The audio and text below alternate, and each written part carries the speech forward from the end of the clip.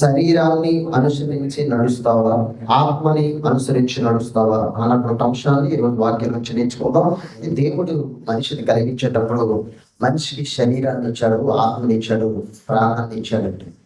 కాబట్టి ఆత్మ మరి ప్రతి మనిషి ఉంటుంది, శరీరం ప్రతి మనిషికి ఇవ్వబడింది, అలాగే ప్రాణం ప్రతి మనిషికి కూడా ఇవ్వబడింది. అయితే ఎప్పుడైతే మనిషి దేవుడికి దూరం అయిపోయాడో అప్పుడు దేవుని ఆత్మ కూడా మనిషికి దూరం అయిపోయింది. మనిషిలో ఇచ్చినటువంటి ఆత్మ మాత్రమే కాదు, మనిషిలో నివసించినటువంటి దేవుని ఆత్మ మనిషికి దూరం అయిపోయాడు దేవుడు. ఎవరైతే దేవుని వాక్యానికి లోబడి దేవుని నీతిని అనుసరించి జీవించారో వారితో దేవుడు తన ఆత్మ ఉంచాడు. ఎవరైతే వాక్యాలను అనుసరించి జీవించగా దేవుని మర్చిపోయారో వారిలో నుంచి దేవుడు తన ఆత్మను తీసివేశాడు. అందుకే దావీదు కూడా ఏమని ప్రార్థన చేశాడంటే, ప్రభువా నీ పరిశుద్ధాత్మను నా యొద్ద నుండి తీసివేయొద్దు అని ప్రార్థన చేశాడు. నీ సన్నిధిలో నన్ను త్రోసివేయకు అని చూపడింది. కాబట్టి మరి క్రొత్త నిబంధనకు వచ్చేసరికి దేవుడు తన ఆత్మని అందరికీ ఇచ్చాడు. ఎవరైతే మారు మనసు పొందుకున్నారో, ఎవరైతే క్రీస్తు రక్తం చేత కడగబడ్డారో, ఎవరైతే వారి పాపాలను క్రీస్తు రక్తం చేత కడిగి వేసుకున్నారో వారందరికీ కూడా దేవుడు తన పరిశుద్ధాత్మని అనుగ్రహించాడు. కాబట్టి ఆ వాగ్దానం ఎవరికి చెందుతుందని అంటే, ఎవరైతే పిలువబడ్డారో, ఎవరైతే మారు మనసు పొందారో, ఎవరైతే పాప క్షమాపణ పొందారో, క్రీస్తు రక్తం చేత కడగబడ్డారో దేవుడు తన ఆత్మని వారందరి మీద కూడా వారందరిలోకి తన ఆత్మను పంపించాడు. అయితే మనలోనికి పరిశుద్ధాత్మ వచ్చినప్పుడు మనలో ఒక ఆత్మ ఉంది, దేవుడు మనలో ఉండినటువంటి ఆత్మ ఉంది, అలాగే మనలో ప్రాణమై శరీరం ఉంది. అయితే శరీరానుసారంగా ప్రవర్తించడం, జీవించడం, ఆత్మానుసారంగా జీవించడం అనే రెండు విషయాలు ఈ రోజు మనం చూడాలి.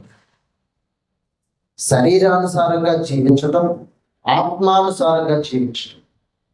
చూడండి, అపోస్తలులైన పౌలు రోమీయులకు రాసిన పత్రిక 8వ అధ్యాయం 5వ వచనం, శరీరానుసారులు శరీర విషయముల మీద మనస్సు బుద్ధులు, ఆత్మానుసారులు ఆత్మ విషయముల మీద మనస్సు బుద్ధులు.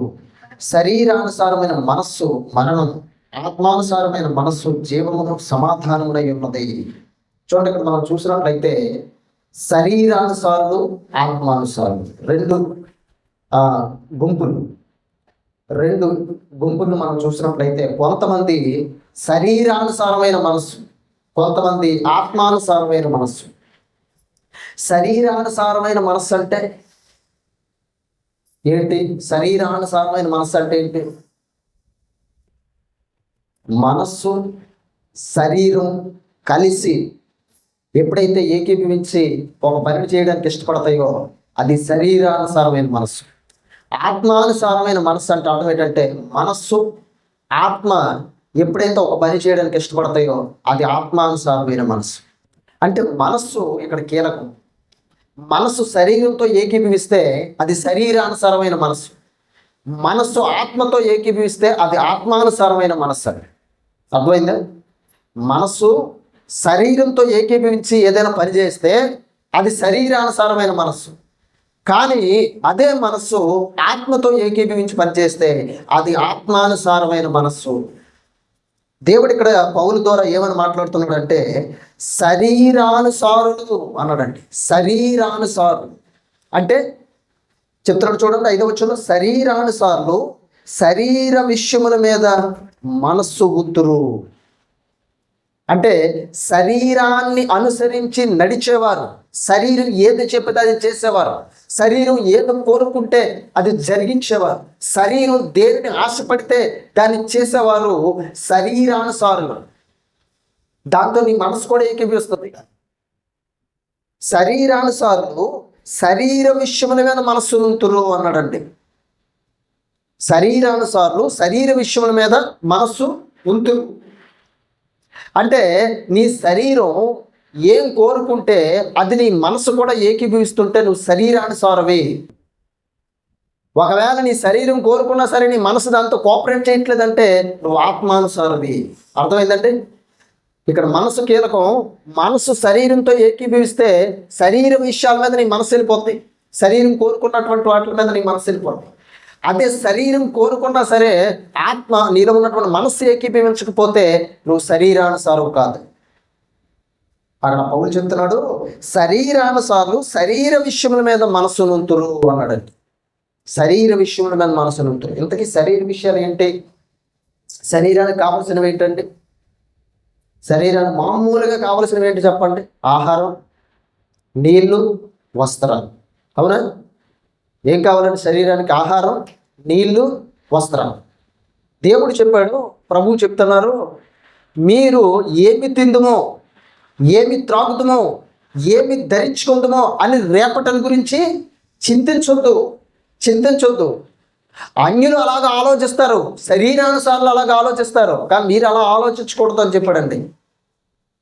ఆహారం కంటే ఏది గొప్పది?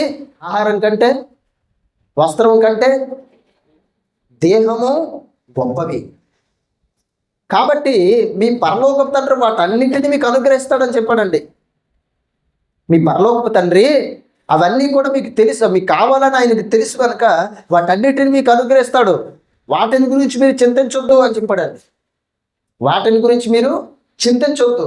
కాబట్టి ఇక్కడ మనం చూసినట్లయితే శరీరానుసారులు శరీర విషయముల మీద మనసు ఉంతురు అంటే నీ యొక్క శరీరం ఈ భూమి మీద ఉన్నటువంటి ప్రతి దానిని కూడా నీ శరీరం కోరుకుంటుంది. అది ఆహారం కానివ్వండి, వస్త్రాలు కానివ్వండి, ధనము కానివ్వండి, బంగారం కానివ్వండి, మరి లోకంలో ఉన్న ప్రతి దానిని కూడా నీ శరీరం కోరుకుంటుంది. ఎప్పుడైతే నువ్వు ఆ శరీరం కోరుకుంటుందో, ఆ శరీరంతో పాటు నీ మనసు ఎప్పుడైతే ఏకీభవిస్తుందో అప్పుడు నువ్వు శరీరానుసారమే అన్న సంగతి నీకు అర్థం అవ్వాలి. అందుకే పౌలు ద్వారా దేవుడు ఏమని చెప్తున్నాడంటే, శరీరానుసారులు శరీర విషయముల మీద ఏముంచుతారు? మనస్సు. అంటే శరీరం ఏదైతే కోరుకుంటుందో నీ మనసు కూడా అక్కడికి వెళ్ళిపోతుంటుంది. శరీరం ఏదైతే ఆశపడుతుందో నీ మనసు కూడా అక్కడికే వెళ్ళిపోతుంటుంది, దాంతో ఏకీభవిస్తుంటుంది. ఆత్మానుసారులు ఆత్మ విషయముల మీద మనస్సు ఉంతురు, శరీరానుసారమైన మనస్సు మరణం అని చెప్పాడండి. అంటే శరీరాన్ని అనుసరించి ఒకవేళ నువ్వు నడిస్తే, శరీరాన్ని అనుసరించి నీ మనస్సు నడిస్తే అది తుదకు నేను ఎక్కడికి తీసుకెళ్తుంది అంటే మరణానికి తీసుకెళ్తుంది. మరణానికి.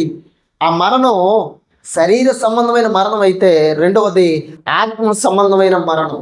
అంటే దేవుని విషయంలో నువ్వు చనిపోతావు. జీవించుచున్నావన్న పేరు నీకుంటా తప్ప నీవు మృతురాలిగా మారిపోతావు. ఎందుకనంటే నీ మనస్సు శరీరానుసారంగా మారిపోయింది. నీ మనస్సు శరీరాన్ని అనుసరించి నడుస్తుంది కనుక అది మరణానికి తోవతీస్తుంది. అనగా ఆత్మీయ మరణానికి. ఆత్మీయ జీవితంలో నువ్వు చచ్చిపోతావు, ఆత్మీయ జీవితంలో నువ్వు మరణిస్తావు. ఇంకా చెప్తున్నాడు చూడండి, ఆత్మానుసారమైన మనస్సు జీవమును సమాధానమునై ఉన్నది. 7వ వచనం. యాలయనగా శరీరానుసారమైన మనస్సు దేవునికి విరోధం అని చెప్పాడు చూడండి. అంటే నీ శరీరం కోరుకున్న ప్రతి దానితో నీ మనసుని ఏకీభవించేటట్టు నువ్వు చేస్తే అది ఎవరికి విరోధం అట? దేవునికి విరోధం అండి. అక్కడ చెప్తున్నాడు చూడండి, శాలయనగా శరీరానుసారమైన మనస్సు అన్నాడండి. శరీరానుసారమైన మనస్సు అంటే ఏంటి? నీ యొక్క శరీరంతో పాటు మనస్సు ఏకీభవిస్తే, శరీరాన్ని అనుసరించి నీ మనసు ఏకీభవిస్తే, శరీరంతో పాటు నీ మనసు ఏకీభవిస్తే శరీరానుసారమైన మనసు అట దేవునికి విరోధము అని చెప్పాడట. శరీరానుసారమైన మనసు ఎవరికి విరోధం? దేవునికి. యాలయనగా శరీరానుసారమైన మనస్సు దేవునికి విరోధమై ఉన్నది, అది దేవుని ధర్మశాస్త్రములకు లోబడదు అని చెప్పాడండి. ఎప్పుడైతే ఒక వ్యక్తి శరీరానుసారంగా ప్రవర్తిస్తుంటాడో అతని మనస్సు శరీరంతో లేదా ఆమె మనస్సు శరీరంతో పాటు ఏకీభవించి ప్రతి విషయంలో కూడా ఈ రెండు కూడా కోఆపరేట్ చేసుకొని ఎల్లప్పుడూ జీవిస్తుంటాయో నువ్వు దేవునికి విరోధమే. నువ్వు దేవునికి విరోధమే కాకుండా రెండోది ఏంటంటే అలాంటి మనస్సు అట దేవునికి లోబడదు, వాక్యానికి లోబడదు, ధర్మశాస్త్రానికి లోబడదండి. అంటే ఎప్పుడైతే నీ మనసు శరీరంతో ఏకీభవించి శరీరానుసారంగా జీవిస్తుంటావో వాక్యం ఎంత విన్నా వ్యర్థమైపోతుంటుంది, నీ మనసులోనికి రానవద్దు. మనసు చూడవద్దు దానికి. నీ మనసు చోటవదు వాక్యానికి. ఎందుకంటే అది శరీర ఆశలకే చోటిస్తుంటుంది, శరీర కోరికలకే చోటిస్తుంటుంది, శరీరానికి కావలసిన వాటికే చోటిస్తుంటుంది. దేవుని వాక్యానికి, ధర్మశాస్త్రానికి ఎంత మాత్రము కూడా లోబడదు. శరీరానుసారమైన మనసు అట్ట దేవునికి విరోధం.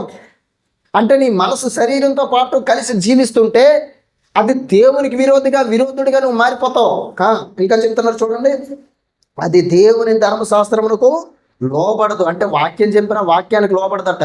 నీ మనసు ఇంక లోబడదు వాక్యానికి, నీ శరీరం ఇంక లోబడదు వాక్యానికి. వినదు దేవుని వాక్యాన్ని, అంగీకరించదు నీ మనసు దేవుని వాక్యాన్ని, ఇష్టపడదు నీ మనసు దేవుని వాక్యాన్ని, కోరుకోదు అసలు నీ మనసు దేవుని వాక్యాన్ని. దేవుని వాక్యానికి విరోధంగా ఉంటుందటండి, దేవుని వాక్యానికి లోబడదట.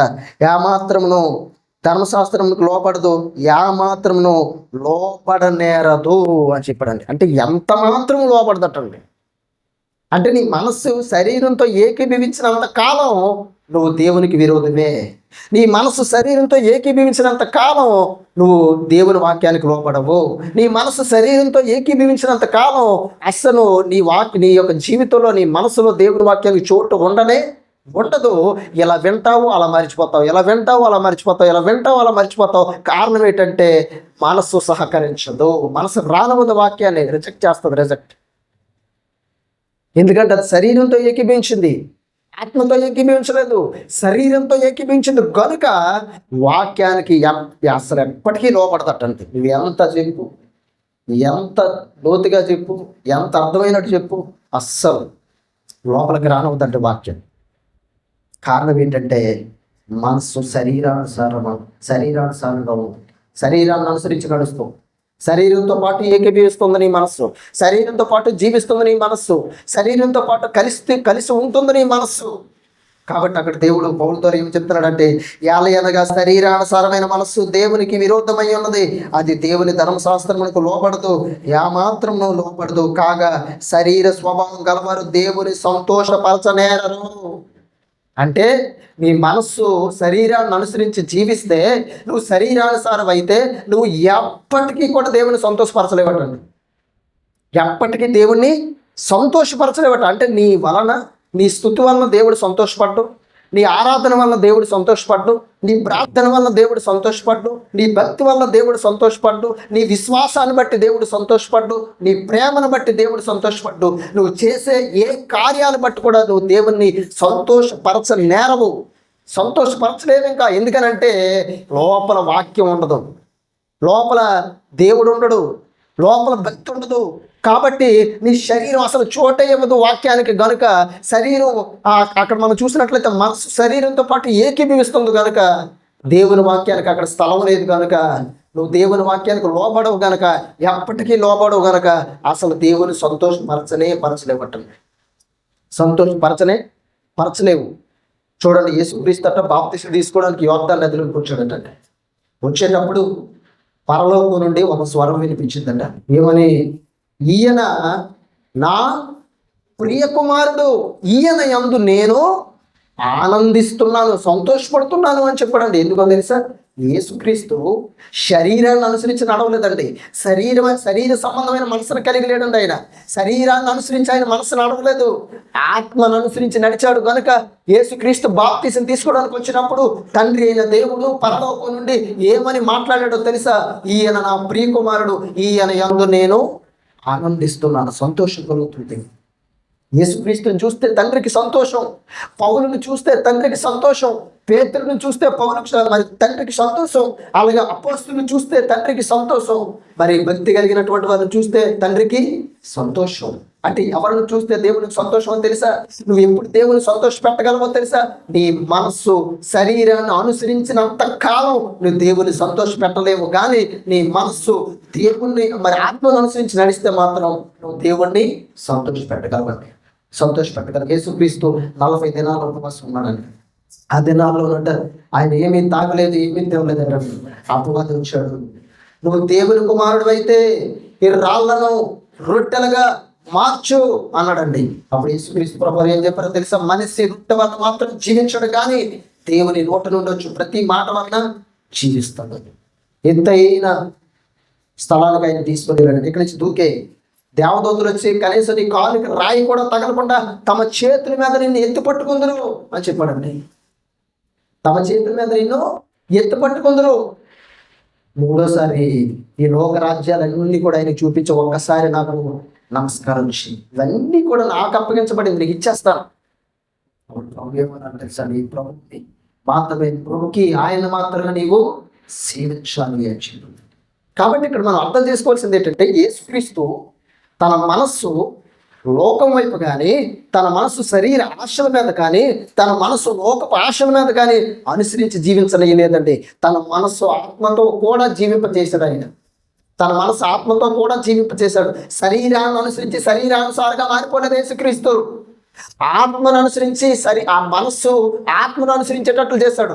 మనస్సుని శరీరాన్ని అనుసరించేటట్లు చేయలేదు, మనస్సుని ఆత్మను అనుసరించేటట్లు చేశాడు. కనుక శరీర విషయాల మీద ఆయన ఆశపడలేదండి, శరీర విషయాల మీద ఆయన కోరుకోలేదండి, శరీర సంగతులు ఆయన కోరుకోలేదండి, శరీర విషయాల కొరకు ఆయన ఆలోచన చేయలేదండి. ఈ లోక రాజ్యాలు వాటి మహిమను నీకు ఇచ్చేస్తానని చెప్పాడు సాతాను, కానీ ఈ ప్రభు అని కోరుకోలేదండి.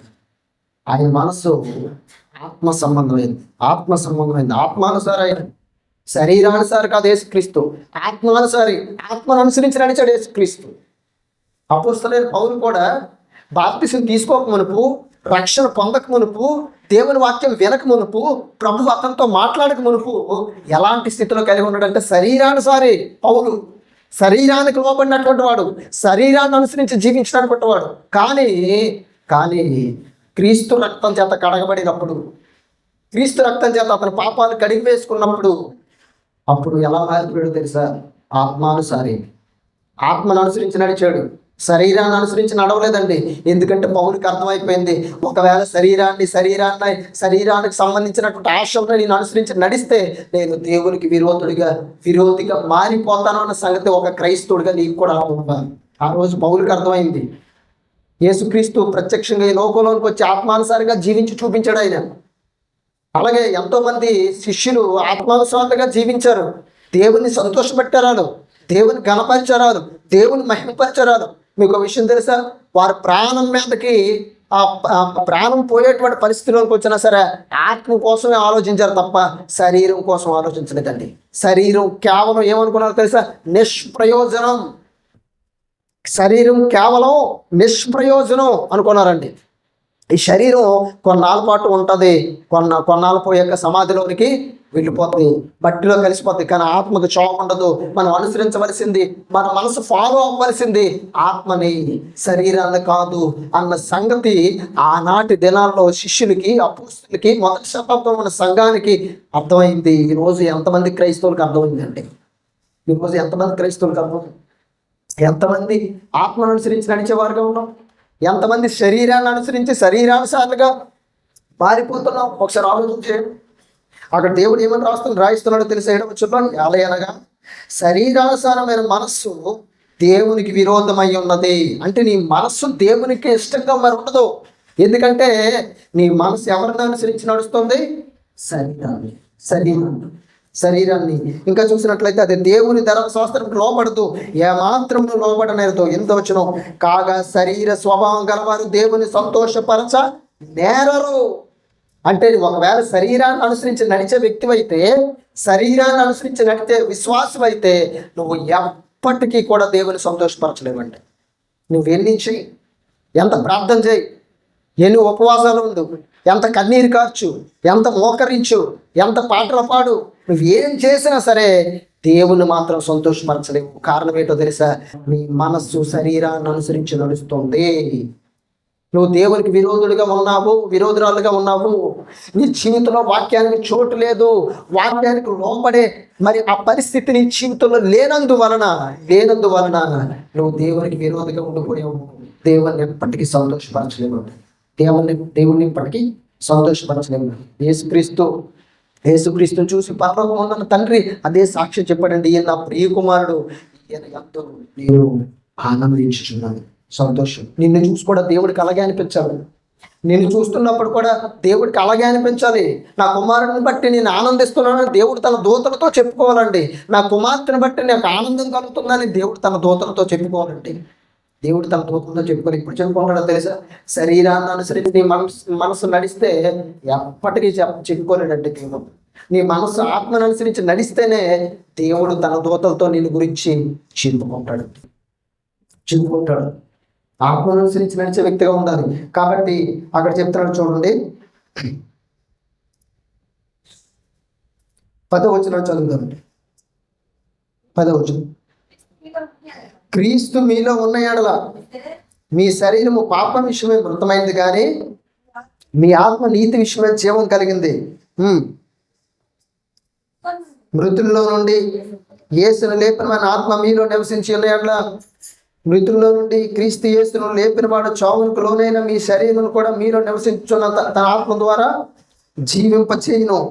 దేవుడట ఆయన ఆత్మను మనలో పంపించినప్పుడు ఆయన ఆత్మ ద్వారా మనల్ని జీవింపచేస్తాడట. 12వ వచనం, కాబట్టి సహోదరులారా శరీరానుసారంగా ప్రవర్తించుటకు మనము శరీరమునకు రుణస్థులము కాము అని చెప్పాడు. చూడండి, రుణస్థులము కాము. దేనికి రుణస్థులం కాము? శరీరాన్ని అనుసరించి నడవడానికి, ప్రవర్తించడానికి మనం శరీరానికి ఏం కామట? రుణస్థులు కాము. అంటే నీ మనస్సు శరీరాన్ని అనుసరించి నడవడానికి నువ్వు శరీరానికి రుణస్థుడు కాదు. శరీరానికి రుణస్థుడు కాదు. అంటే రుణస్థుడు అంటే అర్థం ఏంటి? బాకీ పడినటువంటి వ్యక్తి. నువ్వు ఎవరి దగ్గర నా డబ్బులు అప్పు తెచ్చుకున్నావు అనుకో, నువ్వు ఎవరివి? రుణస్థుడివి, బాకీ పడిపోయావు. కాబట్టి నువ్వు శరీరాన్ని అనుసరించి నడవడానికి నువ్వు శరీరానికే రుణస్థుడు కాదు. శరీరం ఏది చెప్తే చేయడానికి, శరీరం ఏది కోరుకుంటే చేయడానికి, శరీరం ఏది ఆశపడితే అది చేయడానికి నువ్వు శరీరానికి రుణస్థుడివి, రుణస్థురాలు కాదు. యేసుక్రీస్తు విమోచన క్రయధనంగా నీ నిమిత్తం తానే అర్పించుకున్నాడు. విమోచన క్రయధనాన్ని చెల్లించేశాడు. శరీర కార్యాలకి విమోచన క్రయధనాన్ని తానే చెల్లించాడు. పాపానికి విమోచన క్రయధనం తానే తన రక్తాన్ని చెందించాడు. తన ప్రాణాన్ని విమోచన క్రయధనంగా చెల్లించాడు నీ కొరకు. కాబట్టి నువ్వు శరీరానికి రుణస్థుడు కాదు. అంటే శరీరం ఏది కోరుకుంటా చేసేస్తున్నావంటే నువ్వు శరీరానికి రుణస్థుడివి, రుణస్థురాలువి. అది అర్థం చేసుకోవాలండి. శరీరం ఏది కోరుకుంటే అది చేయడానికి సిద్ధపడిపోతున్నావు అంటే నువ్వు శరీరానికి రుణస్థుడివి, రుణస్థురాలు. శరీరం నేను త్రాగాలని ప్రేరేపించింది అనుకోండి, వెంటనే త్రాగేయడానికి వెళ్ళిపోతున్నావు అనుకో, ఎవరివి? శరీరానుసారమా, ఆత్మానుసారమా? శరీరానుసారం. అలాగే ఈ శరీరం ఏది కోరుకున్న లోకంలో ఉంది, నువ్వు చేయడానికి దాంతోపాటు రెడీ అయిపోతున్నావు అంటే నీ మనసు దేంతో ఏకీభవించిందని అర్థం? శరీరంతో ఏకీభవించింది. అంటే నువ్వు దేవుడికి ఎవరివి? విరోధివి. దేవుని వాక్యంకి ఎప్పటికీ లోపడలేవు. వింటావంతే, మరిచిపోయి వదిలేస్తావు ఆ క్షణానికి. వింటావు, మరిచిపోయి వదిలేస్తావు ఆ క్షణానికి. వింటావు, మరిచిపోయి వదిలేస్తావు ఆ క్షణానికి. కానీ ఆత్మానుసారాలు ఉంటారండి. శరీరం ఏది చెప్తా చేశారు, ఆత్మ ఏది చెప్తా చేస్తారు. అది ఆత్మానుసారాలు అంటే. ఆత్మ ఏది చెప్తే అది చేస్తారు, అది ఆత్మానుసారాలు అంటే. శరీరాన్ని అనుసరించి చేసే ప్రతి దానికి నువ్వు రుణస్థుడు కాదు. అందుకే ప్రభు అక్కడ మాట్లాడుతున్నాడు చూడండి, పౌలు ద్వారా 12వ వచనంలో, కాబట్టి సహోదరులారా శరీరానుసారంగా ప్రవర్తించుటకు మనము శరీరమునకు రుణస్థులము కాము. ఒకటి అర్థం చేసుకోవాలండి మీరు. ఎప్పుడైతే క్రీస్తు రక్తం చేత మీరు కడగబడ్డారో, ఎప్పుడైతే క్రీస్తు రక్తం బాప్తిస్మం మనకు అడిగిందో ఆ రోజే మీకు అర్థం అవ్వాలి, నేను శరీరానికి రుణస్తుని కాదు. నా రుణం అంతా కూడా ఎవరు తీర్చేశారు?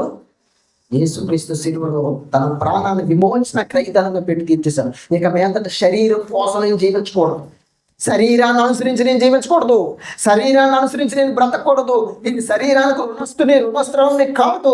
నేను ఆత్మకే రుణస్తుని, నేను దేవునికే రుణస్తుని. నేను లోబడాలంటే దేవునికే లోబడాలి, నేను మాట వినాలంటే దేవుడికే మాట వినాలి, శరీరానికి కాదు అనే ఆలోచన నీ జీవితంలో కలగాలండి. కలగాలి. మేధని ఏమని చెప్పాడు చూడండి. మేధని కింద చదువుతాండి, 13వ వచనం చదువుతామండి. మీరు శరీరానుసారంగా ప్రవర్తించిన యెడల చావలసిన వారే ఇందురు కానీ ఆత్మచేత శరీర క్రియలను చంపిన యెడల జీవించదురు. చూడండి, శరీరానుసారంగా ప్రవర్తిస్తున్నట చావేనటండి. మేధని ఏమని చెప్పాడు? మేధని ఏమని చెప్పాడండి? శరీరానుసారమైన మనస్సు మరణం అని చెప్పాడంట. కింద ఏమని చెప్పాడు 11వ వచనంలో, మీరు శరీరానుసారంగా ప్రవర్తించిన ఎడల చావవలసిన వారై ఉందరు. అంటే శరీరానుసారంగా ప్రవర్తిస్తే చావ. ఏంటి చావు, ఏంటి మరణం, ఏంటి చావు, ఏంటి మరణం? శరీరానుసారంగా ఒకవేళ నీ మనసు అనుసరించి, నీ మనసు ఆ శరీరం ఏకీభవించి, శరీరం ఏదైతే కోరుకుంటుందో మనసు కూడా దాంతో ఏకీభవిస్తూ చేస్తే చావవలసిన వాడవి అని చెప్పాడంటే. నువ్వు చావవలసిన వాడవి. ఇంతకీ శరీర కార్యాలు, శరీరం ఏం కోరుకుంటుంది? శరీరం మనం చూసినట్లయితే మేత వచనంలో చెప్తున్నాడు చూడండి ఒకసారి. 5వ వచనం చదువుదాం. 8వ అధ్యాయం 5వ వచనం. అందులోనే శరీరానుసారులు శరీర విషయం మీద మనస్సు ఉంతురు అని చెప్పాడు చూడండి. శరీరానుసారులు శరీర విషయం మీద మనస్సు ఉంతురు అంటే బాప్తిసం తీసుకోక మునుపు నువ్వు శరీరానుసారం, బాప్తిసం తీసుకున్న తర్వాత నీకు అర్థం అవ్వాల్సిన విషయం ఏంటంటే నువ్వు ఆత్మానుసారుడు. బాప్తిసం తీసుకోకముందు నీ శరీరం ఏం చెప్తా చేసావు, కానీ బాప్తిసం తీసుకున్న తర్వాత నువ్వు శరీరం ఏం చెప్తా చేయడానికి నువ్వు రుణస్థుడు కాదు. నువ్వు శరీరాన్ని అనుసరించి నడవకూడదు. అక్కడి నుంచి నువ్వు ఎవరిని అనుసరించి నడవాలి? ఆత్మను అనుసరించి నడవాలి, వాక్యాన్ని అనుసరించి నడవాలి. అప్పుడే నువ్వు ఆత్మ సంబంధమైన వ్యక్తివి. శరీర సంబంధమైన వ్యక్తిగా ఉండక ఆత్మ సంబంధమైన వ్యక్తిగా ఉంటావండి. శరీరాన్ని అనుసరించి నడవక ఆత్మను అనుసరించి నడవాలి. కాబట్టి అక్కడ 5వ వచనం అంటున్నాడు, శరీరానుసారులు శరీర విషయముల మీద మనసు ఉంతురు. ఇంతకీ ఈ శరీర విషయాలు ఏంటండి? ఏంటి శరీర విషయాలంటే? కేవలం ఆహారం, నీళ్లు, వస్త్రాలైనా శరీర విషయాలంటే ఇంకేమైనా ఉన్నాయి? శరీర విషయాలు, శరీర కార్యాలు చూడండి. గలతీయులకు రాసిన పత్రిక 5వ అధ్యాయం 16వ వచనం నుంచి చదువుతామండి. నేను చెప్పినదేమనగా ఆత్మానుసారంగా నడుచుకోండి. దేవుడు పౌలు ద్వారా మాట్లాడుతున్నాడండి. ఆత్మానుసారంగా నడుచుకోండి, శరీరానుసారంగా నడుచుకోవద్దు. శరీరానుసారంగా మీరు నడుచుకుంటే దేవునికి విరోధులు, ఆత్మానుసారంగా మీరు నడుచుకుంటే దేవుని సంతోషపరుస్తారు, దేవునికి ఇష్టలు. మీరు ఆత్మానుసారంగా నడుచుకోండి, అప్పుడు మీరు శరీరాచన ఏం చేయరట? నెరవేర్చరు. శరీరం కోరుకుంటుంది, శరీరానికి కోరికలు ఎక్కువ. ఏదో చేయాలని, ఏదో కలిగి ఉండాలని శరీరానికి బోటానికి కోరికలు, చచ్చే వరకు శరీరానికి కోరికలే. కానీ ఆత్మానుసారంగా ఎప్పుడైతే నువ్వు నడుస్తావో అప్పుడు నువ్వు ఏమి నెరవేర్చవు? శరీర కోరికను, శరీరాచని నెరవేర్చు. శరీర కోరికను నెరవేర్చవటం ఎప్పుడు నెరవేర్చవు? ఆత్మానుసారంగా నడిస్తేనే శరీర కోరికను ఏం చేయవు? నెరవేర్చు. ఒకవేళ ఆత్మానుసారంగా నడవలేదు అనుకోండి, అప్పుడు ఏం చేసేస్తావు? శరీరం ఏం కోరుకుంటుందే, ఏం చెయ్యాలనిపిస్తుంది, ఏం ఆశపడుతుందే, ఇంకా శరీరాన్ని వంట చెప్పవు. ఎందుకంటే నీ మనసు కూడా శరీరంతో ఎక్కించింది కనుక ఇంకా మనస్సు శరీరం ఒకటైపోయి మరి ఏం కోరుకుంటుందే, ఇంకా అడ్డు ఆపు ఏమి ఉండదు. కింద చెప్తున్నాడు చూడండి 17వ వచనం, శరీరం ఆత్మకును ఆత్మ శరీరమునకును విరోధముగా అపేక్షించును. చూడండి, ఏవంటే విరోధులు? ఏవే విరోధులు? శరీరము, ఆత్మ. అంటే ఆత్మ ఏమో ఒకటి కోరుకుంటుంది, శరీరం ఏమో మరొకటి కోరుకుంటుంది. ఆత్మ ఏమో ఒకటి ఆలోచిస్తుంది, శరీరం ఏమో ఇంకో దాన్ని ఆశపడుతుంది. ఆత్మ ఏమో ఇంకో దాని కొరకు ఆశపడుతుంటుంది, శరీరం ఏమో ఇంకో దాని కొరకు ఆశపడుతుంటుంది.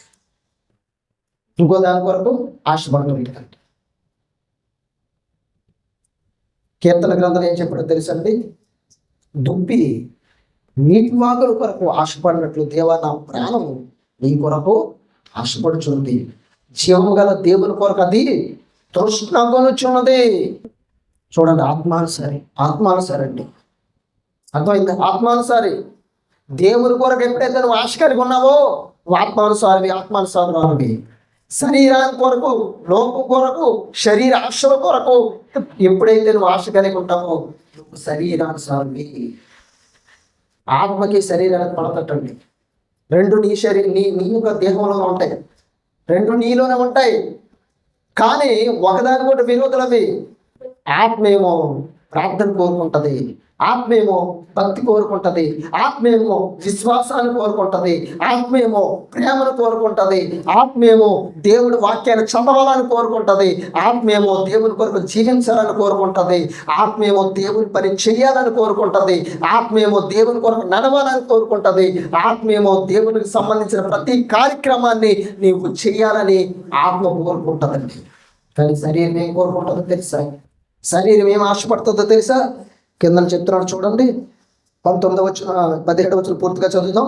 ఒకదానికొకటి వ్యతిరేకంగా ఉన్న కనుక మీరు ఏమి చేయంతరో వాటిని చేయకుందురు. అంటే మనం ప్రార్థన చేయాలనుకుంటాం, భక్తిగా జీవించాలనుకుంటాం, విశ్వాసం కలిగి జీవించాలనుకుంటాం, దేవుళ్ళు బలంగా జీవించాలనుకుంటాం, ప్రతిరోజు వాక్యం చదవాలనుకుంటాం, గృహ కూడికి రావాలనుకుంటాం, స్త్రీల కూడికలకు ఏకీభవించాలనుకుంటాం, ఆందోళన రావాలనుకుంటాం. కానీ నువ్వు శరీరానుసారం అయితే నువ్వు రాండి. నీ మనసు దేంతో ఏకీపించింది? నీ మనసు దేంతో ఏకీపించింది? శరీరంతో. ఇప్పుడు ఎవరు అర్థమైందండి? తల్లం రాని కష్టం. శరీరం చెప్పేది అర్థమవుతుందని నేను చెప్పిన వాక్యం బాగా నీరసం ఉంది, ఇప్పుడు కదండి రాలే. అదే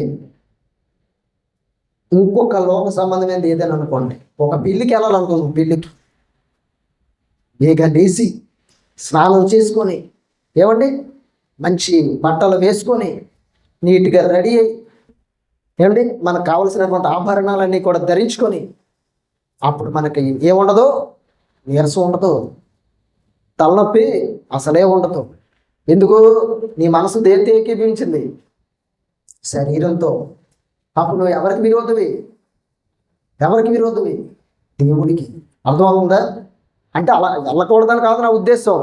దేవుని పనికి రాకుండా, దేవుని పనిలో ఏకీభవించకుండా నువ్వు లోకాన్ని ఆశించావు అనుకో, నువ్వు శరీరానుసారవి. అది గుర్తుపెట్టుకో. దేవుని పనిలో ఏకీభవిస్తూ మామూలుగా ఏదైనా ఫంక్షన్కి వెళ్ళవచ్చు, దానికోసం పెద్ద ప్రాబ్లం కాదు. కానీ దేవుని పని పక్కన పెట్టేసి నువ్వు లోకం సంబంధించిన నీ వ్యక్తిగత పనులు, నీ కుటుంబానికి సంబంధించిన పనులు, నీకు సంబంధించినటువంటి కార్యక్రమాల కోసం నీ శరీరం మనసుతో ఏకీభవించింది అనుకో, నువ్వు శరీరానుసారం. అర్థమైందండి? ఇక్కడ దేవుడు ఏమని రాయిస్తున్నాడో తెలుసా? ఇవి ఒకదానికొకటి వ్యతిరేకముగా ఉన్నవి గనుక మీరేమి నిశ్చయించరో వాటిని చెయ్యకుందరు. చేయాలనుకుంటావు, పోవటానికి వెళ్ళాలనుకుంటావు, వెళ్ళలేవు. ఆదివారం రావాలనుకుంటావు, దేవుడి దగ్గరికి రాలేవు. ప్రార్థన ప్రతిరోజు ఎంతసేపు చేయాలనుకుంటావు, చేయలేవు. వాక్యం చదవాలనుకుంటావు, చదవలేవు. ఏం నిశ్చయించరో వాటిని చెయ్యకుందరు. చేయలేరటండి, చేయలేరు. ఎందుకో తెలుసు? శరీరానుసారమే. నీ మనసు శరీర విషయాల మీద ఏకీభించింది. ఆ రెండు శరీరం మనసు ఏకీభించే, ఆత్మతో ఏకీభించలేదు. నీ మనస్సు ఆత్మతో ఏకీభించలేదు. కింద చెప్తున్నాడు చూడండి, 18 మీరు ఆత్మచేత నడిపింపబడిన ఎడల ధర్మశాస్త్రముకు లోనైన వారు కారు.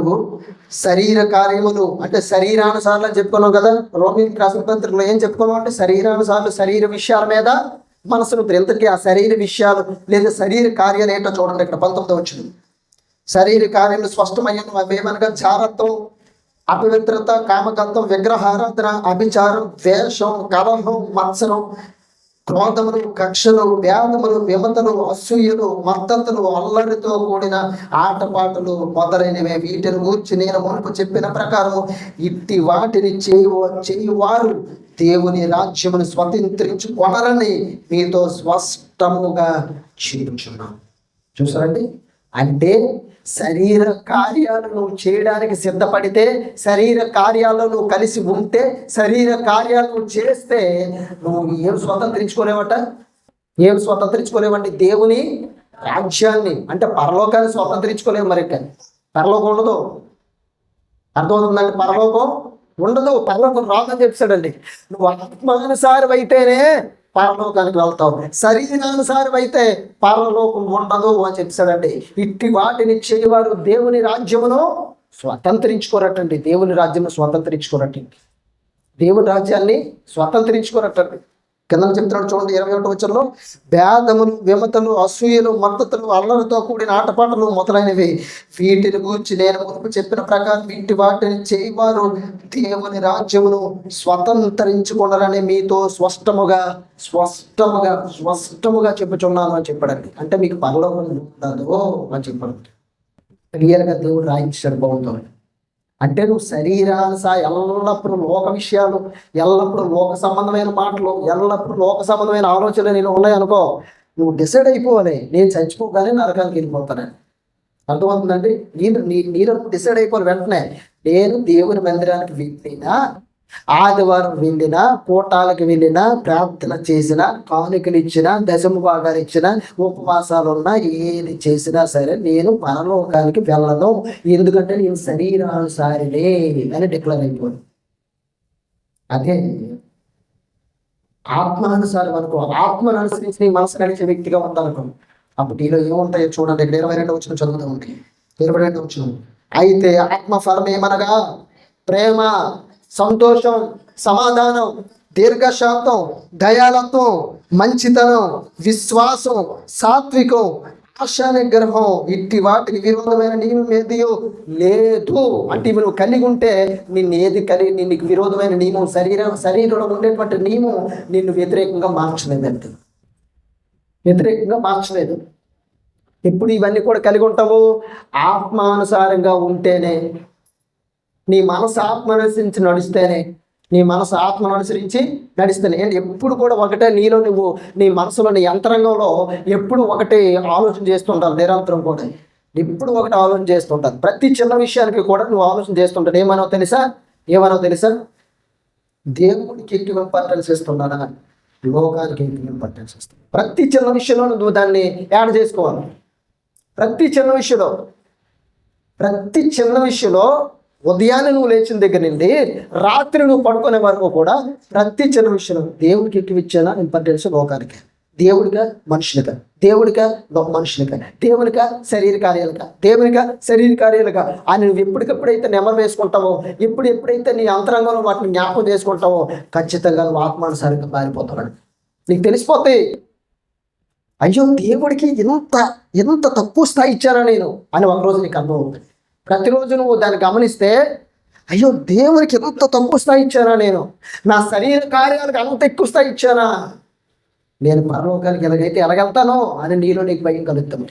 ఇప్పుడు ప్రతిరోజు నువ్వు దాన్ని జ్ఞాపకం చేసుకోవాలి, ప్రతిరోజు టాలీ చేసుకోవాలి.